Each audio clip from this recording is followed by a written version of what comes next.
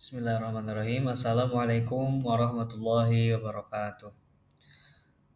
Salam sejahtera untuk kita semua. Shalom, Om Swastiastu, Namo Buddhaya, salam kebajikan. Perkenalkan, nama saya Muhammad Adli Razak, mahasiswa program studi komunikasi PJJ S1 kelas KM 103. Pada kesempatan ini, pada video ini, saya akan menyampaikan pemaparan untuk memenuhi ujian tengah semester mata kuliah pengantar Corporate Communication di Universitas Cyber Asia. Video ini juga dipersembahkan untuk Ibu Rosana SS MIKOM AMIPR CPS selaku dosen pengampu pada kelas ini. Maka dari itu, mari sama-sama kita mulai presentasi ini dengan mengucap kalimat Al-Basmalah. Bismillahirrahmanirrahim. Teman-teman sekalian, apa itu komunikasi perusahaan? Atau yang sering kita dengar adalah corporate communication. Corporate communication atau komunikasi perusahaan berdasarkan yang sudah dipelajari dari segi perspektif adalah proses bagaimana perusahaan mengelola seluruh aktivitas komunikasi, baik itu komunikasi yang masuk ke dalam organisasi atau perusahaan maupun komunikasi keluar kepada publik untuk mencapai tujuan perusahaan dan membangun hubungan yang baik dengan seluruh pemangku kepentingan atau stakeholders. Adapun komunikasi korporat mencakup berbagai aspek seperti komunikasi pemasaran, komunikasi korporat, komunikasi organisasi, dan komunikasi manajemen. Komunikasi perusahaan menurut pandangan para ahli. Pengertian komunikasi perusahaan menurut pandangan para ahli yang pertama akan saya sampaikan adalah menurut pandangan dari Chase Van Riel dan Charles von Brunn dalam Essential of Corporate Communication. Komunikasi perusahaan adalah sekumpulan aktivitas yang berkaitan dengan pengelolaan dan pengaturan seluruh proses komunikasi baik secara internal maupun eksternal, yang bertujuan membangun posisi awal yang positif bagi perusahaan dalam hubungan dengan para pemangku kepentingannya, yaitu pihak-pihak yang menjadi dasar keberlangsungan organisasi. Adapun komunikasi perusahaan merupakan keseluruhan bentuk komunikasi yang dilakukan oleh suatu perusahaan untuk mewujudkan tujuan yang telah ditetapkan. Hal ini disampaikan oleh Jackson pada tahun 1987. Apa sih fungsi dari komunikasi perusahaan? Fungsi komunikasi perusahaan yang pertama adalah ia sebagai identitas, citra, dan reputasi perusahaan. Komunikasi perusahaan berfungsi menjaga bagaimana perusahaan dikenal, dipersepsikan, dan dinilai oleh publik, termasuk membangun identitas visual, pesan komunikasi yang konsisten, serta mempertahankan reputasi jangka panjang. Fungsi yang kedua sebagai tanggung jawab sosial perusahaan atau CSR, yaitu mengelola program sosial perusahaan agar memberikan dampak yang positif bagi masyarakat. Fungsi ini bertujuan agar memastikan perusahaan terlihat peduli, berkontribusi, dan bertanggung jawab secara sosial. Fungsi selanjutnya sebagai hubungan media, membangun komunikasi yang baik dengan media massa, bertujuan memastikan perusahaan tampil dengan citra yang positif. Citra yang positif ini diharapkan tampil dalam pemberitaan serta mengelola permintaan informasi dari wartawan. Selanjutnya, komunikasi pemasaran atau marketing communication, yaitu mendukung aktivitas pemasaran perusahaan melalui strategi komunikasi yang terintegrasi seperti promosi, kampanye, iklan, dan branding. Fungsi selanjutnya ialah sistem komunikasi internal, yaitu mengatur alur komunikasi di dalam perusahaan agar informasi berjalan lancar, termasuk komunikasi antar karyawan, manajemen, serta budaya organisasi. Fungsi selanjutnya yaitu sebagai hubungan investor atau investor relations, yaitu berfungsi mengelola komunikasi dengan pemegang saham dan calon investor untuk membangun kepercayaan, transparansi, dan dukungan terhadap perusahaan. Fungsi selanjutnya yaitu sebagai hubungan pemerintah. Menjalin hubungan baik dengan pemerintah agar kegiatan perusahaan sesuai dengan regulasi yang ada, serta membangun kerjasama strategis yang mendukung operasional bisnis. Fungsi selanjutnya yaitu komunikasi krisis. Menangani komunikasi saat terjadinya masalah atau krisis dalam perusahaan. Tujuannya agar meminimalkan dampak negatif, menjaga reputasi, dan memastikan perusahaan tetap dipercaya oleh publik. Adapun fungsi lain dari komunikasi perusahaan yang pertama, identitas perusahaan. Apa itu identitas perusahaan? Ia adalah wajah sebuah perusahaan. Ini mencakup semua hal yang mewakili siapa perusahaan itu, seperti nama perusahaan, logo, visi dan misi, produk atau layanan, desain bangunan, seragam karyawan, alat tulis kantor, dan elemen visual lainnya. Melalui identitas yang konsisten, perusahaan menyampaikan karakter dan nilai-nilai mereka kepada publik sehingga mudah dikenali.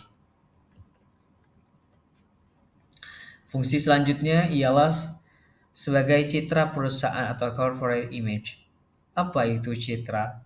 Citra adalah kesan atau gambaran yang terbentuk di benak publik tentang perusahaan. Citra tidak dibuat oleh perusahaan sendiri, tetapi terbentuk lewat perilaku perusahaan, pelayanan atau servis, komunikasi yang mereka sampaikan, serta pengalaman publik ketika berinteraksi dengan perusahaan. Jadi, citra adalah bagaimana masyarakat melihat perusahaan saat ini. Fungsi selanjutnya yaitu sebagai reputasi perusahaan. Reputasi sendiri adalah hasil dari penilaian publik terhadap perusahaan dalam jangka panjang. Jika citra bisa berubah-ubah tergantung situasi. Reputasi dapat terbentuk dari konsisten kerja, kepercayaan, etika, kualitas produk, dan perilaku perusahaan selama bertahun-tahun. Reputasi yang baik menandakan bahwa perusahaan dipandang handal, kredibel, dan dapat dipercaya oleh pemangku kepentingan. Sampailah kita pada pembahasan kedudukan komunikasi pada perusahaan. Komunikasi memegang kedudukan serta peran yang sangat penting dalam sistem pengendalian manajemen. Melalui komunikasi yang efektif, perusahaan dapat memastikan bahwa setiap kegiatan manajerial berjalan sesuai rencana.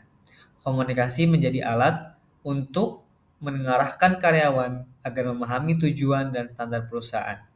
Memotivasi agar setiap individu bekerja dengan semangat dan komitmen.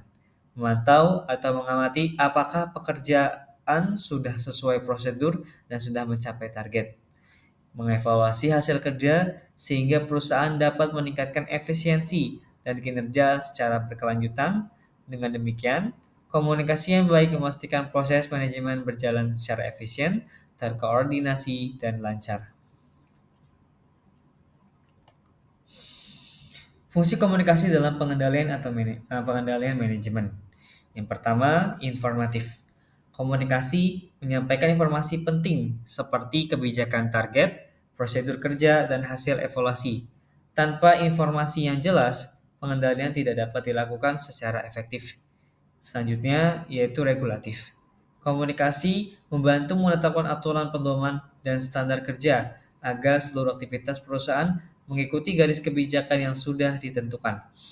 Selanjutnya, persuasif. Komunikasi digunakan untuk membujuk, mempengaruhi, melobi, dan membangun kesadaran karyawan sehingga mereka termotivasi menjalankan tugas dengan penuh tanggung jawab. Yang keempat, yaitu integratif. Komunikasi berperan menyatukan seluruh bagian perusahaan agar bekerja secara harmonis sebagai satu kesatuan. Fungsi ini memperkuat koordinasi lintas divisi dan mencegah terjadinya konflik internal.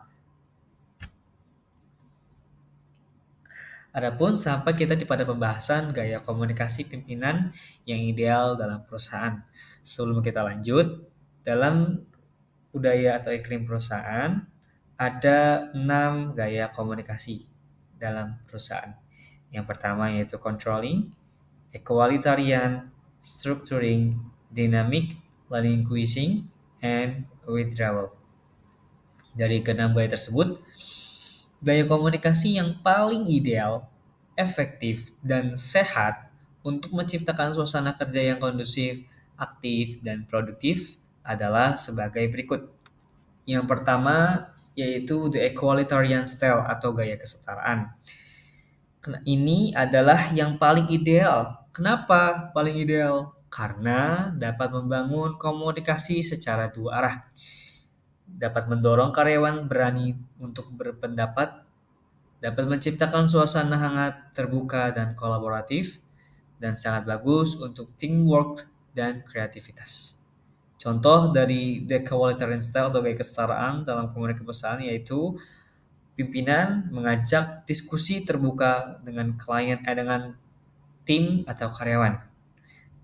Lalu pimpinan atau atasan berkata kepada tim atau karyawan, "Tim, apa pendapat kalian tentang strategi ini? Ada usulan lain sebelum kita putuskan?" Nah, dari contoh tersebut, hasil yang akan dihasilkan atau hasil yang akan berdampak adalah karyawan akan merasa dihargai. Karyawan atau staf berani berpendapat dan selanjutnya adalah akan tercipta suasana yang aktif dan produktif. Selanjutnya adalah the structuring style atau gaya struktural. Ini ideal untuk ketertiban serta efisiensi. Kenapa the structuring style ini termasuk penting atau dipilih? Karena dapat membantu perusahaan berjalan lebih terarah, dapat menegaskan SOP, jadwal, serta prosedur, dapat memastikan semua tugas jelas dan tidak tumpang tindih. Contohnya, pimpinan membuat timeline kerja lengkap dengan job description yang jelas. Hasilnya adalah nantinya kerja akan lebih rapi, tertata, konflik akan berkurang, serta produktivitas akan meningkat. Selanjutnya adalah the relinquishing style atau gaya melepas. Ini ideal untuk partisipasi dan pemberdayaan. Kenapa harus relinquishing style? Karena dapat mendorong karyawan mengambil tanggung jawab dan juga bagus untuk meningkatkan kepercayaan dan kemandirian tim. Cocok dipakai saat brainstorming atau penyelesaian masalah secara bersama. Contohnya adalah atasan berkata kepada tim atau karyawan, "Saya ingin mendengar ide dari kalian. Silakan kalian menentukan arah campaign atau kampanye pada bulan ini." Hasilnya adalah nantinya adalah dari perkataan atasan tersebut, karyawan akan merasa dipercaya, akan lebih aktif dan kreatif. Selanjutnya, kita sampai pada pembahasan urgensi membangun relasi dengan customer dan government. Yang akan kita bahas pertama ini adalah urgensi relasi dengan customer. Berdasarkan bagian Customer Relation and Experience Marketing dalam modul yang sudah kita sama-sama pelajari, hubungan dengan pelanggan sangat penting karena dapat menjaga citra dan reputasi perusahaan.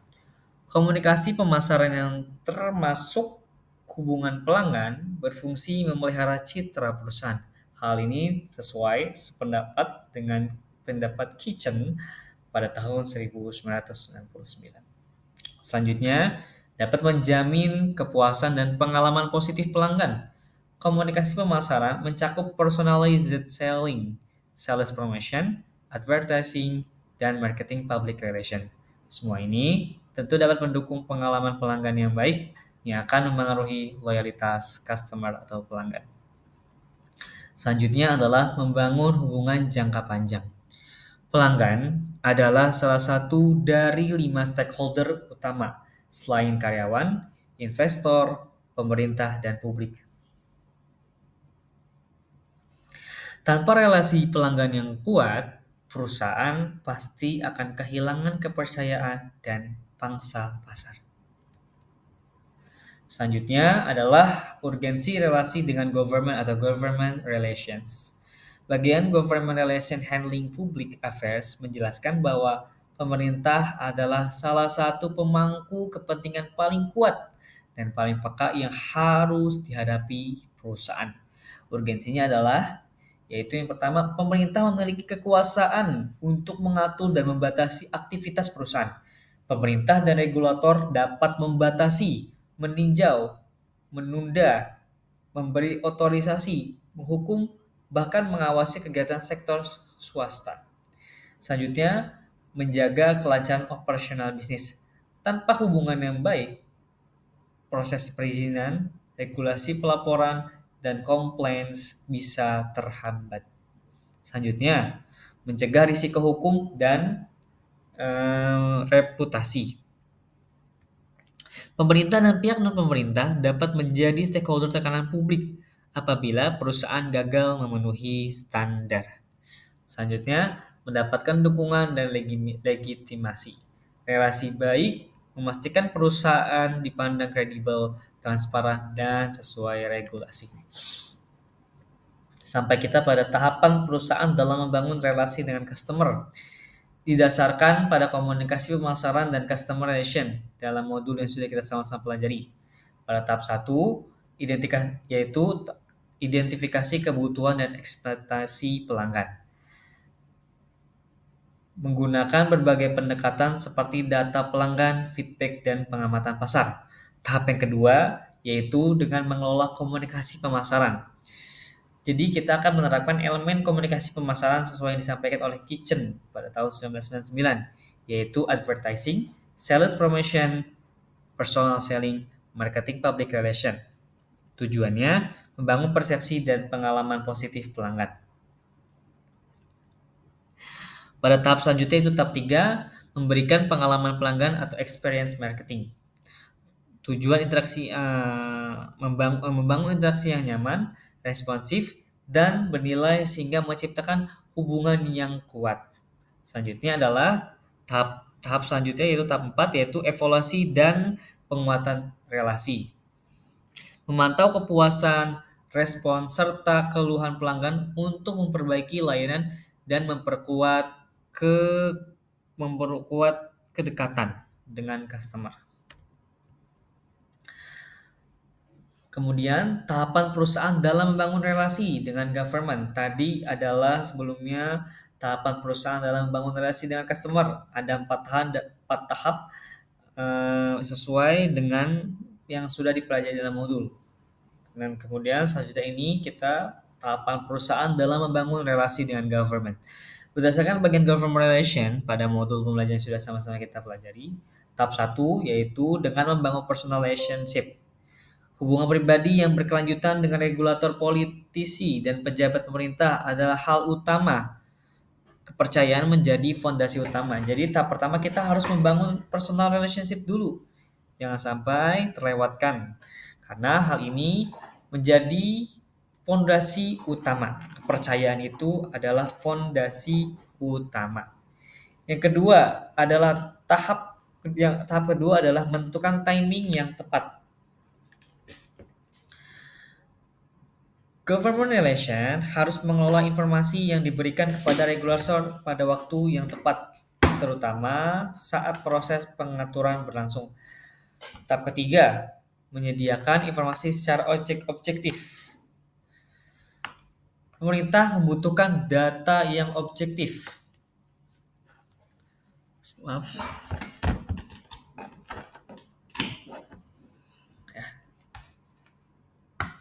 Pemerintah membutuhkan data yang objektif, ilmiah, relevan, dan bebas bias. Perusahaan harus memastikan semua komunikasi ke regulator dengan kredibel dan tidak menyesatkan. Pada tahap keempat, berkolaborasi dengan pihak ketiga yang kredibel.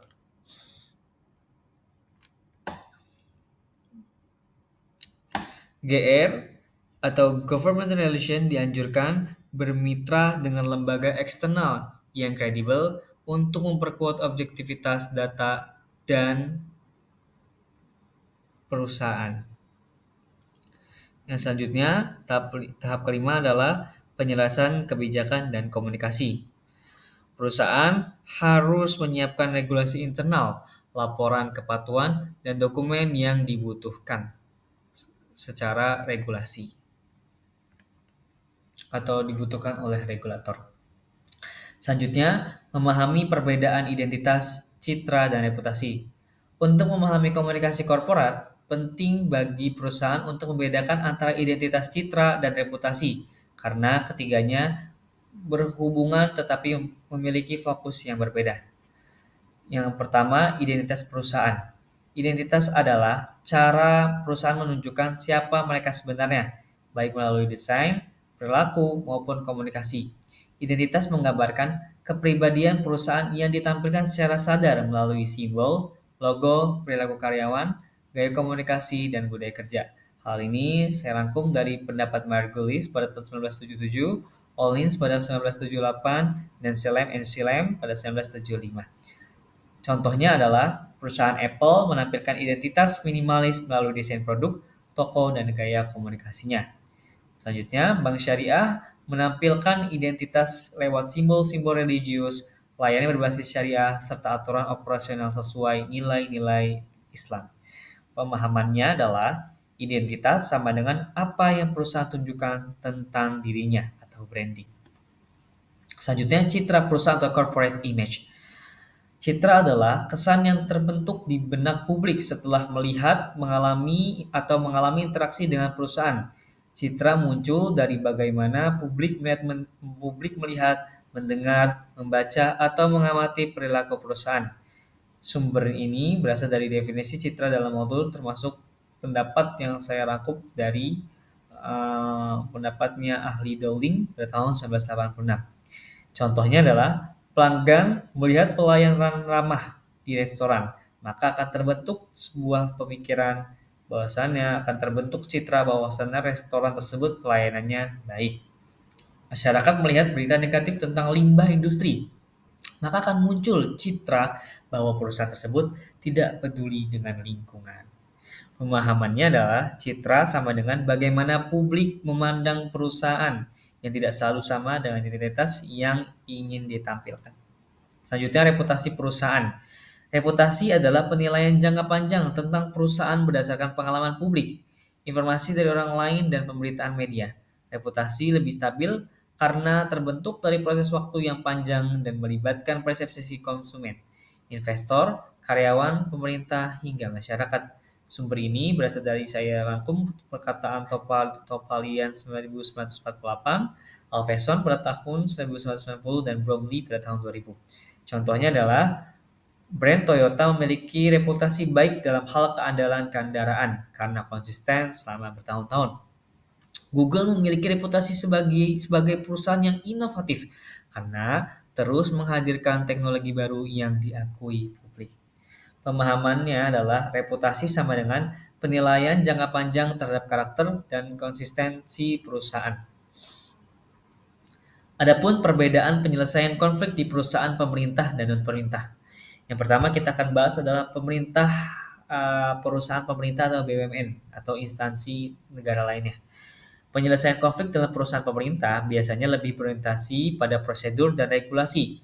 Karena perusahaan pemerintah berada di bawah pengawasan negara, setiap langkah penyelesaian konflik harus mengikuti aturan formal, hierarki birokrasi, dan kebijakan kepegawaian yang ketat. Proses mediasi atau keputusan manajemen akan cenderung lebih panjang karena mempertimbangkan aspek administrasi serta akuntabilitas publik.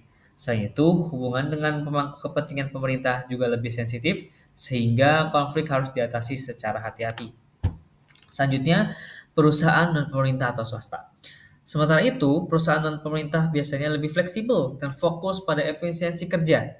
Penyelesaian konflik dapat dilakukan lebih cepat karena keputusannya banyak bergantung pada kebijakan internal, budaya perusahaan, dan gaya kepemimpinan. Perusahaan swasta juga lebih menekankan pada kepuasan pelanggan, harmonisasi internal, dan produktivitas sehingga konflik sering ditangani dengan pendekatan komunikasi yang lebih terbuka dan solutif.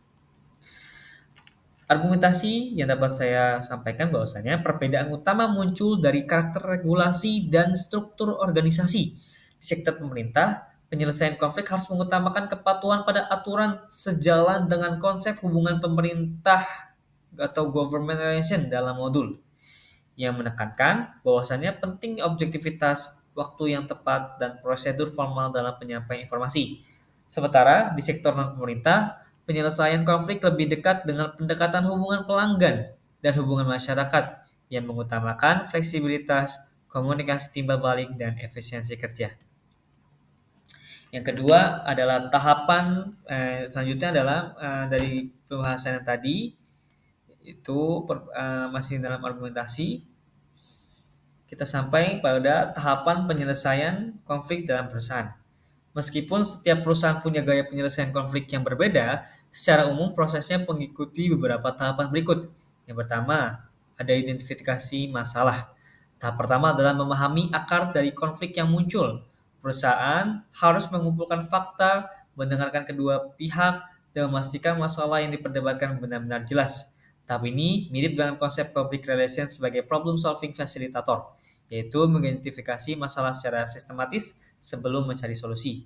Yang kedua adalah analisis penyebab konflik. Setelah masalah dikenali, perusahaan menganalisis faktor penyebabnya. Apakah berasal dari komunikasi, perbedaan kepentingan, aturan kerja yang tidak jelas, atau perilaku personal. Analisis ini membantu menentukan strategi penyelesaian yang tepat. Selanjutnya, alternatif solusi dan negosiasi. Manajemen kemudian menawarkan berbagai pilihan solusi pada tahap ini. Komunikasi dua arah antara pihak yang berkonflik sangat diperlukan. Prinsip komunikasi timbal balik yang dijelaskan dalam materi public relations sangat relevan, yaitu membangun kesepemahaman dan saling percaya.